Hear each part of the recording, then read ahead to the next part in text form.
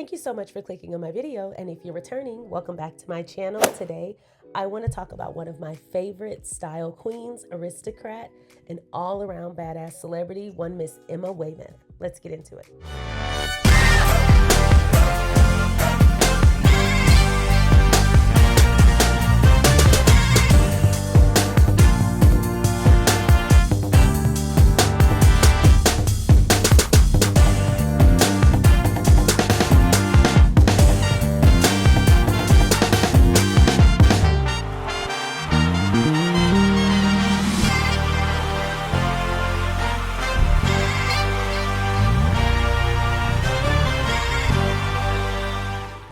Once again, thank you so much for clicking on my video. And if you have not already, go ahead and subscribe to my channel, turn on that notification bell so that you are alerted whenever I drop a new video, and like this video so that the algorithm knows you rocks with me and they'll send you over here more often.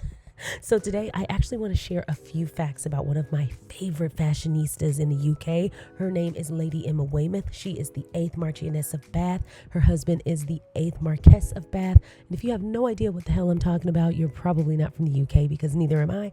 And I had to look up all these titles. Now, I first heard about Emma Weymouth whenever she was asked to give advice to Meghan Markle as a black person in the UK aristocracy.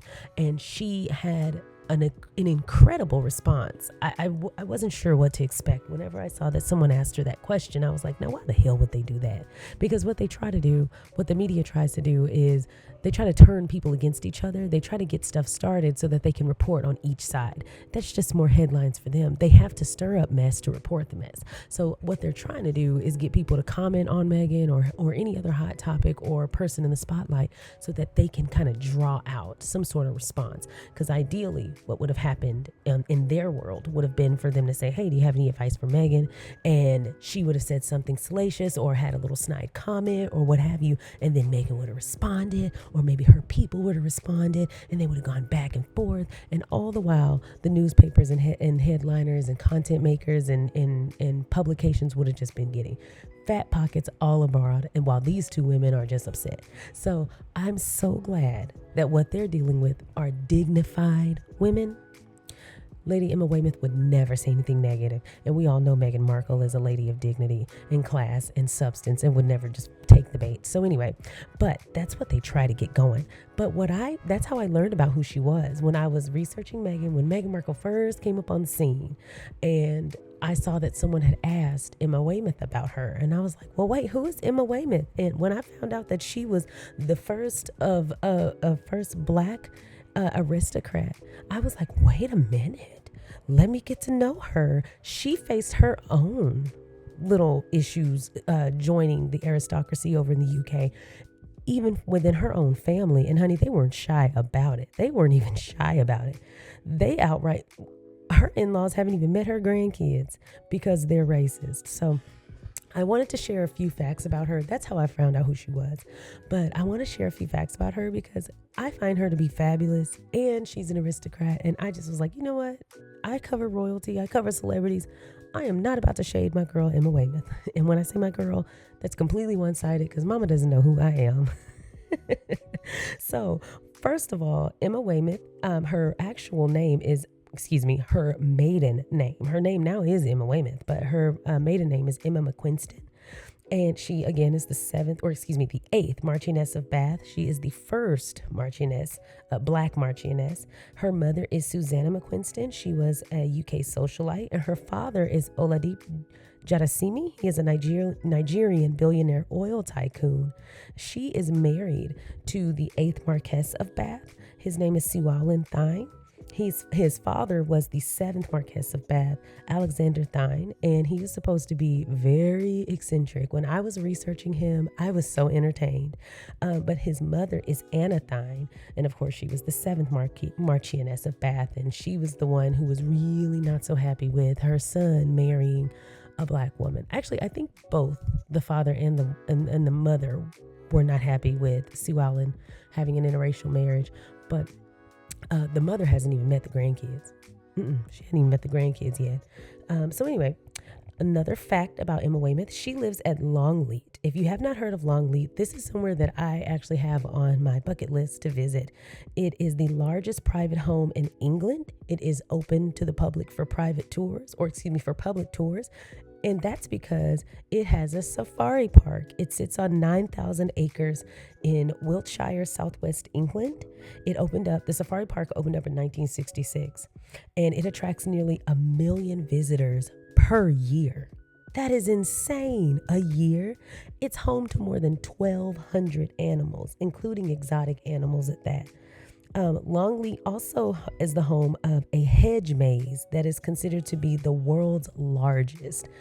This place just sounds amazing. If you've seen the pictures, which I'll share some here, if you've seen the pictures, you'll know this place is absolutely immaculate, and it is a private home. So Emma Weymouth actually lives here. Emma Weymouth, her husband, and her 2 children live here. It is recorded to have one of the largest private book collections in all of Europe.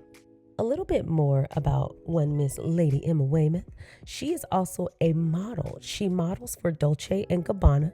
She's also a brand ambassador for Fiorucci. Now, I had never heard of Fiorucci, but I have heard of Dolce & Gabbana, and that's one of my favorite brands. Now, she's also a chef. Believe it or not, it just does not end. She's also an immaculate dancer. I watched Strictly online, and she was actually an amazing dancer on there. But she's also a dancer and a chef, and she's actually hoping to get her own cooking show. She has these great cooking segments online. If you haven't also seen her website, I highly recommend it. And some of her recipes have been featured in Vogue. She is just so freaking cool. In addition to that, she is also a philanthropist and the mother of 2. One of her children was actually born via surrogacy, so she's pretty progressive as well. Now, before I get out of here, I wanted to share a little bit about her experience becoming an aristocrat. Now, she's always been rich. Her father is a billionaire, honey, so it's not a whole lot that she gained that she hadn't already had when she got married. So she also lived at home until she was 27. Her family is very protective of her, and that actually resonated with me because I feel like that's the kind of parent I would be. I would just want to keep my babies at home, give you the life that I feel you deserve until when you're ready to go out and create that life on your own outside of these walls. But you're always welcome at home, sweetie.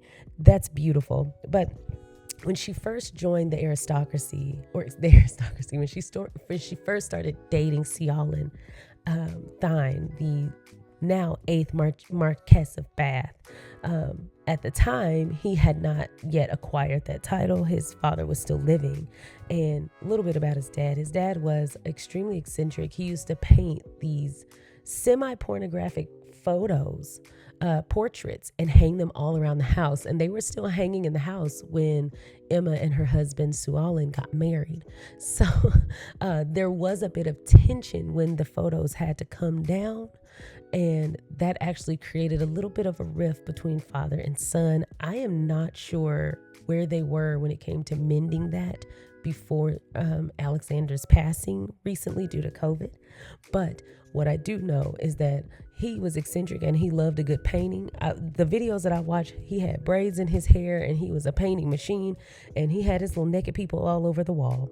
But anywho, when she first started dating Sualin, who she knew since being a child, they'd known each other growing up. But when she first started dating him, that's when she said she was first made aware that people were as racist as they were. It had never been a part of her life. She grew up in London. She was head girl at her school. So she'd always been seen as exceptional. And that wasn't something that ever just affected her, was racism, until she started dating and later went on to be engaged to and married Marquess. And so in one of her interviews, she recalled, quote, "My race was never an issue in my life until C and I got engaged. After that, no one could stop talking about it. I pray for the day when it becomes less remarkable because race does not define you," Emma continued. "There has been some snobbishness, particularly among the much older generation. There's class and then there's the racial thing. It's a jungle and I'm going through it." which is kind of funny. She said it's a jungle because she lives on a safari park. I see what you did there. Pun intended, Lady Emma. Now, before I get into the last piece of information I wanted to share today, did you also know, probably not because you're learning about her now, she has two of her best friends. She has a large group of friends, but two of her best friends are Lady Kitty Spencer, Princess Diana's niece, and Pixie Lott. In addition to her large group of friends, she's also very close with Sabrina and Idris Elba. So she just be rubbing elbows with all the elite, honey. I just think she's so fabulous. I follow her on Instagram. I follow her website. Like, I'm just a fan. Lastly, before I go, this is actually how I found out about her to begin with. Someone asked her about, does she have any advice for Meghan Markle joining the royal family? And this was her response. "Oh no, I would never presume to give anyone advice. I would not be so bold, and I haven't even met her," she told the publication. Emma explained, "I wouldn't want to compare myself to Meghan. I don't think it would be appropriate, but I think she is doing well. It is a lovely time in her life." I thought that was a really great response. I didn't really think that anyone was asking her to compare herself to Meghan, at least not from the question that I read. But it seemed more they were just asking, being that you've been an aristocrat for a little longer and you're Black, do you have any advice on her getting integrated? But she did the right thing. That she doesn't know Meghan, she's never met Meghan, and it would be important for her to not involve herself in matters that have nothing to do with her. Although Meghan is an extremely lovely person, and I'm a big fan of Emma, so it would have been great to see them become besties. Oh, what I would have given to see Meghan, Emma, and Lady Kitty Spencer taking photos at outdoor garden parties, and living it up all up and through the UK. Oh, the possibilities were endless, and you know who wrecked it. And I'm not going to be bitter, but I will say, they really ruined my photo ops with their racism and their nonsense. Oh my gosh. Anyway, but it's good to see everyone involved thriving, as far as Emma, Meghan, and Lady Kitty Spencer and everyone else mentioned today. But anyway, tell me what you think about what we've discussed today regarding Lady Emma Weymouth. Have you ever heard of her? I know I only had like 7 facts to share today because I just picked my favorite ones, or the most interesting ones, but there is so much more. I had a lot of videos that I went through, a lot of articles that I read, and of course her social media. There is a lot of information out there about Emma Weymouth. I'm surprised that she's not a lot more popular here in the States, because she's just got that it appeal. Like, if she lived here, she would be an it person for sure. So it's funny that, her appeal hasn't really hit across the pond like that, at least not from what I've seen. No one ever really talks about her here, and we should. She is definitely like an example of what I would call a fashionista, an it girl. She's all around, and she's so current. She's in Vogue. I know that she's a contributor to British Vogue. Like, she is all out and about. And she's got a lot of friends in a lot of high places. And she is a friend in a high place. She's a Marchioness. So please tell me anything that you would like for me to share in the comment section. Any facts about Emma that you've heard or that you know, feel free to share them here so that we can all be privy. I plan on covering a lot more about Emma in the days to come. I just found so much content, so much relevant content, particularly about her like fashion life. I'm all into clothes and fashion and style. You already know how I do. But and that's what resonated with me first. I also love that she is Black aristocracy. You better work, woman.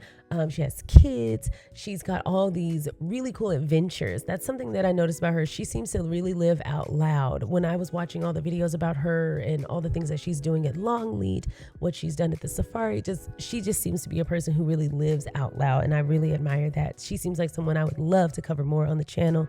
And I plan to cover a lot more powerful women on my channel as well.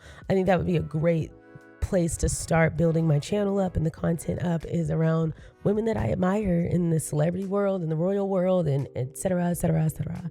So if you have any facts that you want to share about Emma Weymouth, please share them down in the comments section, or you're welcome to continue the conversation over at Twitter at SharionSade. You're also welcome to follow me on Instagram at SharionSade. And every week my podcast drops a new episode, Queen of the Hills podcast, everywhere podcasts are offered. This week we will be dissecting Sonic the Hedgehog 2. What is it called? Stranger Things season 4, volume 1. We'll go ahead and get that covered. And we're going to talk about a couple of other things as well, including Doctor Strange and the Multiverse of Madness. Once again, thank you so much for clicking on my video and watching up until this point. If you have not already, please go ahead and like this video and subscribe to my channel. Feel free to check out more about Emma Weymouth on any of her socials, as well as her many Vogue contributions as we've discussed. But thank you so much for watching. Feel free to continue the conversation down in the comments or over on Twitter at SharionSade, and you're more than welcome to follow me on Instagram at SharionSade. Thanks so much for watching, and I will see you next time. Bye.